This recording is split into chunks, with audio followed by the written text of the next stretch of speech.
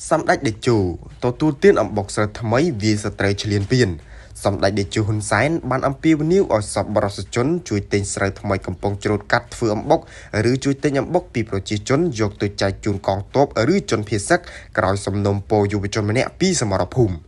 តាមរយៈបណ្ដាញសង្គមនាព្រឹកថ្ងៃពុធទី 10 ធ្នូនេះសម្ដេចតេជោហ៊ុនសែនបានចេញសារផ្ដាយផ្ដាំការសាកសួរសុខទុក្ខចំពោះកងកម្លាំងប្រដាប់អាវុធគ្រប់ប្រភេទដែលបាននឹងកំពុងឆោតជើងការពារទឹកដីដ៏អង្អាចក្លាហានដើម្បីប្រយុទ្ធប្រឆាំងជាមួយពួកចោរឈ្លានពានទឹកដី សម្ដេចក៏សូមចូលរួមការលំបាកជាមួយបងប្អូនប្រជាជនភៀសសឹកទាំងអស់ដែលភៀសខ្លួនដោយសារពួកចោរឈ្លានពាន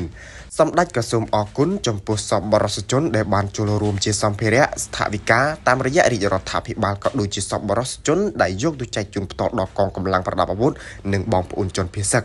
សម្ដេចតេជោមានប្រសាសន៍ថាសម្ដេចបានឃើញសំណូមពរយុវជនម្នាក់ពីសមរភូមិថាសូមជួយជាអំបុកល្អជាងជួយជាមីសម្ដេចយល់ថាសំណូមពរនេះសមហេតុផលតែសម្ដេចយល់ថាការផ្ដល់ជាមីនៅតែបន្តជាមួយនឹងការផ្ដល់ជាអំបុកបន្ថែម សម្ដេចតេជោបន្តលើកឡើងថាស្រូវថ្មីកំពុងជ្រុលកាត់សូមបងប្អូនសប្បុរសជនជួយទិញស្រូវធ្វើអំបុកឬជួយទិញអំបុកពីប្រជាជនយកទៅចែកជូនកងទ័ពឬជនភៀសសឹកសម្រាប់ការវេចខ្ចប់គួរធ្វើត្រឹមមួយកញ្ចប់ 1 គីឡូឬ 2 គីឡូសម្រាប់យុវជនម្នាក់ៗយកតាមខ្លួន